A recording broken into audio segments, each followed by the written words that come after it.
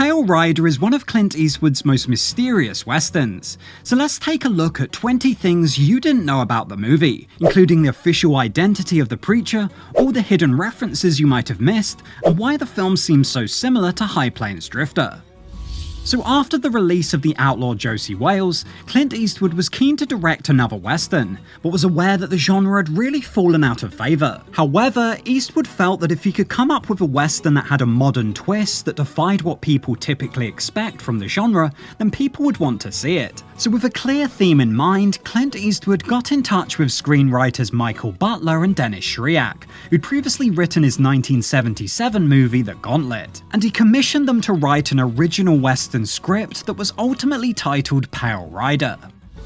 So anybody that's watched High Plains Drifter will likely notice that the film shares a lot in common with Pale Rider, with both films following a nameless gunslinger who appears out of nowhere to defend a desperate community, doing so in a manner that suggests that they have a hidden supernatural or biblical origin. On top of this, both films open and close with the exact same shots. But this crossover wasn't by accident, as Clint Eastwood consciously wanted to revisit the otherworldly themes that featured in that movie, saying, "I guess maybe I felt I hadn't explored it enough." So although the two films are not directly connected, it would be fair to call Pale Rider a spiritual sequel to High Plains Drifter.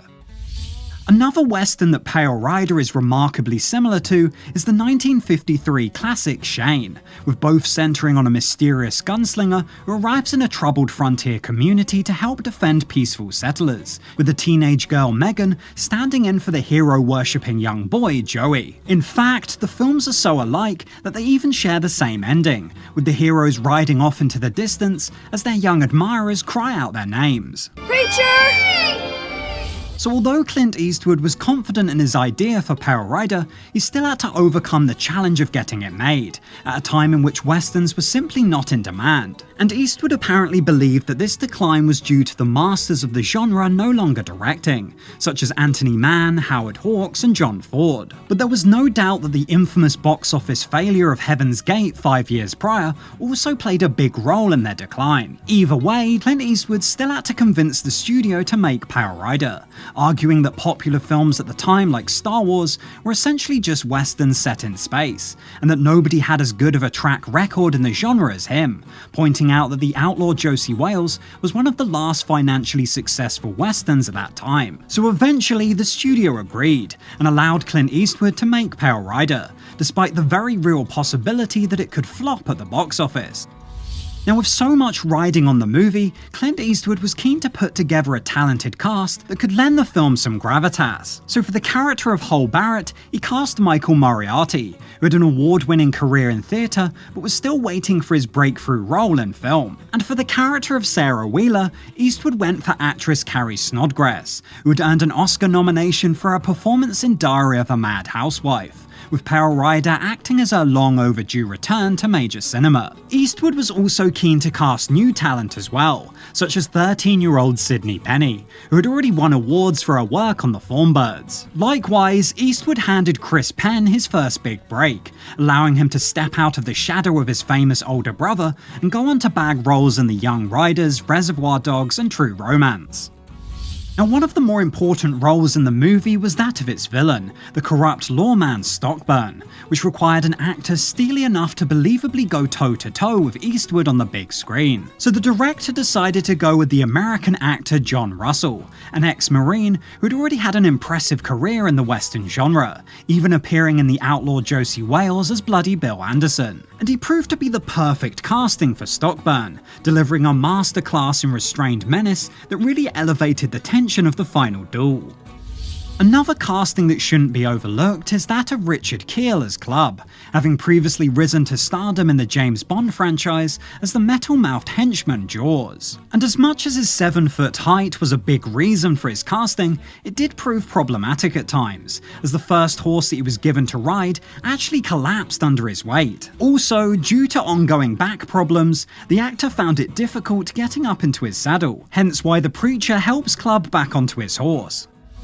Now, as for the team behind the camera, Clint Eastwood opted to hire Bruce Surtees as his cinematographer, given that he'd shot all 3 of his last westerns. And once again, he did an excellent job of evoking the beauty and harshness of the Old West, making use of natural light and shadow while really capturing the majesty of the breathtaking scenery. However, Pale Rider proved to be the last western that Bruce Surtees ever shot for Clint Eastwood, ending a 12-year tradition that all started with High Plains Drifter. So although Pale Rider was set in California's Sierra Nevada gold country, it was actually primarily filmed in the Sawtooth mountain range in central Idaho. And this proved to be a perfect pick, with the location offering lots of majestic mountain backdrops, untouched woodland, and secluded valleys. It was also very convenient for Clint Eastwood, who actually owned a home nearby in Sun Valley. So as experienced as Clint Eastwood was at filming westerns, while shooting Pale Rider, he ended up suffering one of the worst injuries of his career up to that point. Because while filming a riding scene, Eastwood's horse suddenly fell through thin ice and launched the actor forward, dislocating his shoulder. But thankfully, Clint Eastwood made a speedy recovery and was able to continue filming.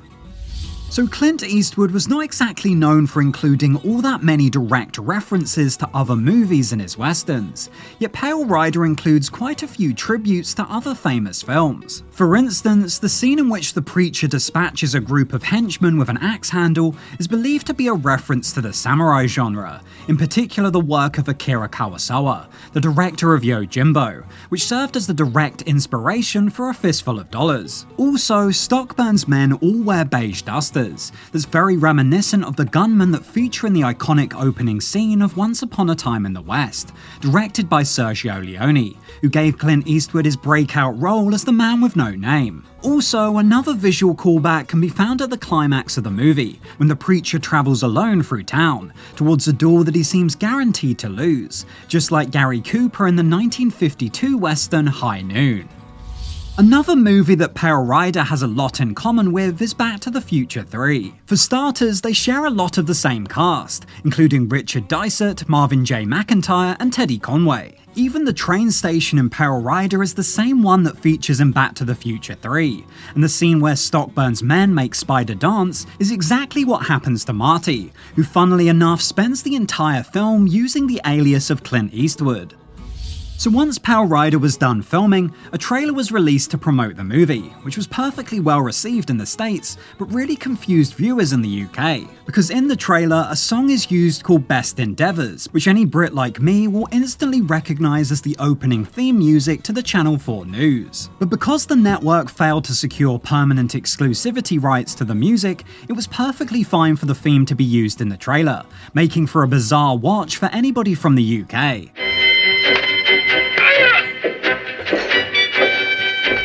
So when Pale Rider finally hit cinemas in October 1985, it was very unclear how the movie would perform, given the stigma that surrounded the genre at the time. However, the movie ended up being a big success, making $41.4 million at the box office against a $6.9 million budget. And as a result, it became one of the highest grossing westerns of the 1980s, and proved Clint Eastwood was still a considerable box office draw as an action star, even in his 50s.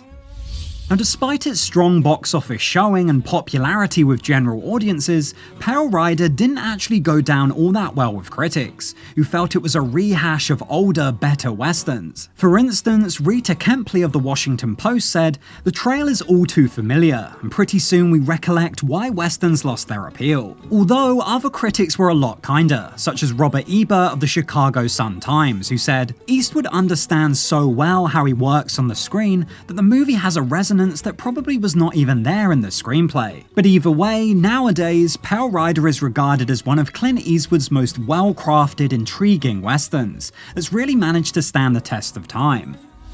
Now, as mentioned earlier, the western genre was in a big slump around the time that Pale Rider was releasing, so the media really latched on to the idea that the genre could be on the verge of making a comeback, especially given that Lawrence Kasdan's star-studded western Silverado was releasing around the same time. So the fact that both movies were well received and turned a profit was a big boost for the genre moving forward, paving the way for the likes of Young Guns and Lonesome Dove, which proved that there was still a significant appetite for westerns even in the 80s.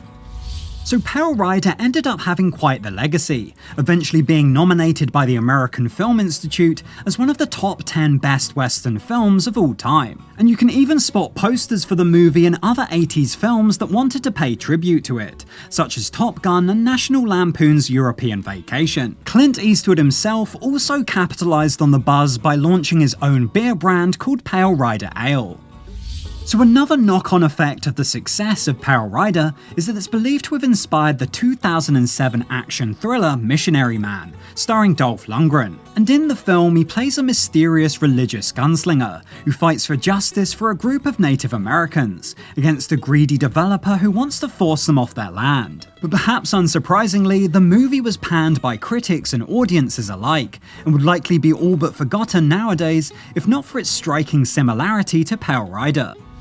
Now, a big reason why Pale Rider has been such an enduring success is because of its ambiguous, open-ended story, which offers just enough clues and hints for you to form theories about what's going on without ever truly confirming anything. And at the heart of this mystery is Clint Eastwood's character, the Preacher, who presents himself as a man of the cloth despite clearly having a violent past and a score to settle, while also possessing powers that appear to verge on the supernatural. So this has led to lots of theories about his identity, with some of the most popular being that he's Death himself, an avenging angel, or perhaps even the stranger from High Plains Drifter. But Clint Eastwood did eventually open up about the true origin of the Preacher in an interview, saying, "He's a reincarnation of a preacher who was killed by the force of evil, the marshal in the story." So it would seem that the Preacher was in fact a ghost all along, which gives a whole new context to the movie, especially in regards to his seemingly superhuman abilities and his unspoken history with the character of Stockburn,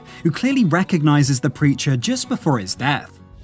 So although Clint Eastwood had well and truly made his point that there was still an audience out there for westerns, after Pale Rider he decided to once again step away from the genre and pursue other projects, leading some to believe that Pale Rider was his last western. However, little did anybody know at the time that even while he was directing Pale Rider, Eastwood already knew for sure that he would be making another western, as he was secretly sitting on a script for one that he believed could be something really special, but required him to be an older age for it to truly resonate in the way that he felt it could. And this film was of course Unforgiven, a western that many still believe was his magnum opus as a director, and the perfect swan song for his career in the genre. But let me know below, where does Pale Rider rank for you in regards to his other westerns? And do you still remember the first time you watched it? Also, as always, thanks for watching, and if you liked this video you might want to check out this one where I fully explain the ending of Pale Rider.